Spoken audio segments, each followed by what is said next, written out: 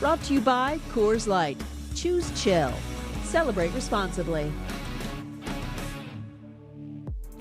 Gary and Trent back with you on SportsCenter, and Paolo Banchero secured the big bag, baby. His agent told our Shams Charania that it's a max deal worth $239 M's over 5 years that'll keep him in Orlando. A little nuance to it, though, as it has a player option in 2030-31 for the former Rookie of the Year, something that hasn't been done for a rookie since Luka and Trey got it in 21. Pacers confirming Monday that Tyrese Halliburton will miss the entirety of next season. It was a conclusion we saw coming, but Pacers president Kevin Pritchard doubled down on it yesterday. Matter of fact, don't even think about the possibility he plays next year. He said in part, don't get any hopes up that he's going to play. Pritchard said the surgery did go well and he expects Hallie back better than ever. Shift over to the Cats that were hooping yesterday. Summer League continued for Ace Bailey, the number 5 overall pick in the Jazz, taking on the Grizz. Let's get it started in the second quarter. Jazz down 12. Isaiah Collier finding Bailey in the corner. Knock that down. Jazz trailed by 3. A couple possessions later, Collier in transition. So he can fly. Okay. Yes, he can. He can get so he's got the bunny. Right on up there. Under 2 minutes to go in the second, Jazz trailing 4. Bailey grabs the offensive board. You know, they listed him at like 6'11", and there was a lot of controversy around that. No longer 6'11", to be clear. But he can still get up and throw it down. He can get up. No worries. 12 points, 5 boards in the first half for him. Third quarter, Bailey, another offensive board. Get up! Who says Gen Z doesn't work hard? This dude is a dog, dude. This dude is a dog in the paint. You never would have thought he was frustrated about going to Utah. Wait, what? 18.7 boards on the night. Jazz win 112-111. The top picks in the NBA draft will make their Summer League debuts Thursday night in Las Vegas. Cooper Flagg and the Mavericks over their Summer League slate against the Lakers on ESPN. And number 2 pick, Dylan Harper, will make his Spurs debut against the Sixers right after. Speaking of debuts. Performance for Ace Bailey on Monday, who dropped 18 points in his second Summer League game with the Jazz. Utah rallied from down 17 to beat the Grizzlies 112-111, their most points scored ever in a Summer League game. 2023 first-round pick Bryce Sensabaugh dropped a career-high 37 points in the win.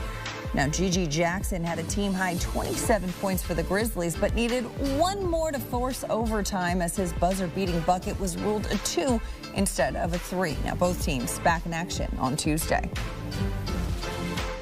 Now, in the earlier game, Phillies' VJ Edgecombe was a late scratch against the Thunder with a thumb contusion. Judah Mintz stepped up in his absence, leading all scorers with 21 points. Teammate Jalen Hood-Schifino dropped 17 of his own, but it wasn't enough as the Thunder rolled to the 89-78 win.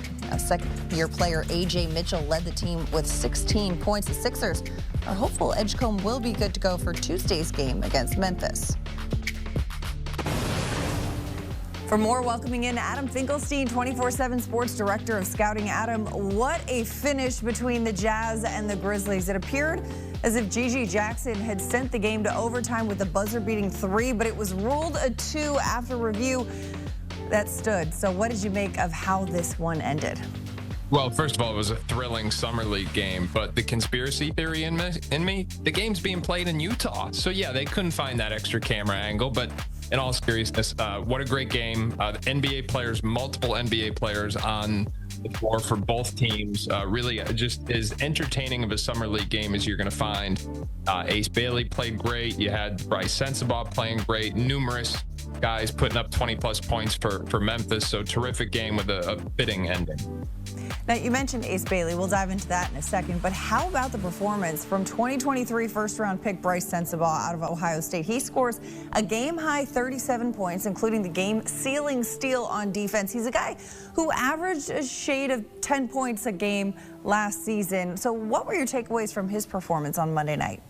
You just said it right there. This guy was a first-round draft pick, not last year, but 2 years ago. He played 70 games this year, and he was a double-figure scorer. Now, no one is doubting his offense, although having a Utah Summer League record in the books now will certainly be something that'll be fun for him. But he shot over 50% on corner threes last year, so he's got supreme gravity as a floor spacer. And what he's showing in this Summer League is that he can be a tough shot maker as well. I'll give you some secondary creation. But ultimately for Bryce Sensabaugh, it's going to come down to defense, being able to establish exactly what position he can guard and how switchable he is. That is going to be the crux of his future NBA career.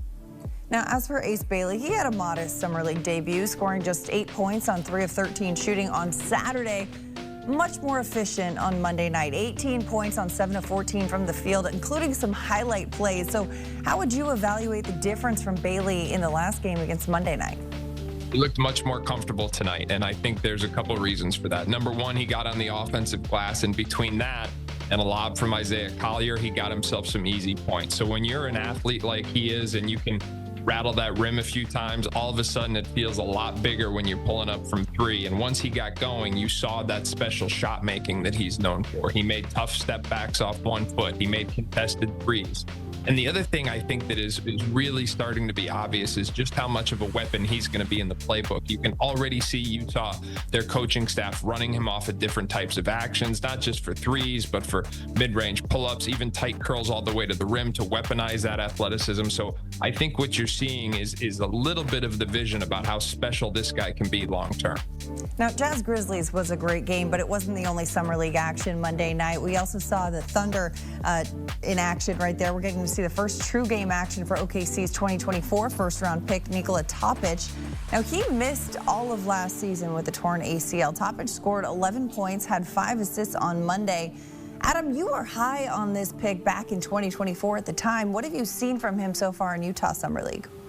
Well, this was a reminder about the highs and lows of Summer League, because in the first half, Topic looked tremendous. And in the second half, it was a vastly different story. And that's somewhat to be expected because he hasn't played basketball in a year. But let's remember, this guy was being billed as a potential top 5 pick at one point in last year's draft cycle. He tore his ACL, and suddenly that stock dipped a little bit because we knew he wasn't going to get on the floor. Now, OKC is a team who, even though they were in the late lottery, knew they didn't need an immediate return on that investment for what ended up being obvious reasons when they won the championship. Topic is a jumbo creator with a terrific feel for the game, and we saw that tonight.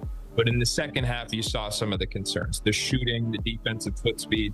So those are going to be the highs and lows that he's going to have to negotiate. And obviously in OKC, where they have just so many weapons, he's going to be able to run his own race. I think that template, if you will, is also going to be important because they took somebody this year, Thomas Sorber, who's also got to get healthy. He's not in the Summer League roster yet. So because of their depth, they can make long-term investments that very few NBA teams, especially ones picking in the top half of the draft, can afford to make.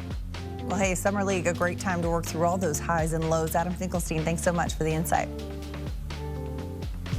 Now here's a look at the odds to win Rookie of the Year. Cooper Flagg, the heavy favorite, the #1 overall pick at -180. He's followed by Trey Johnson at +950. Ace Bailey coming in at 10-1.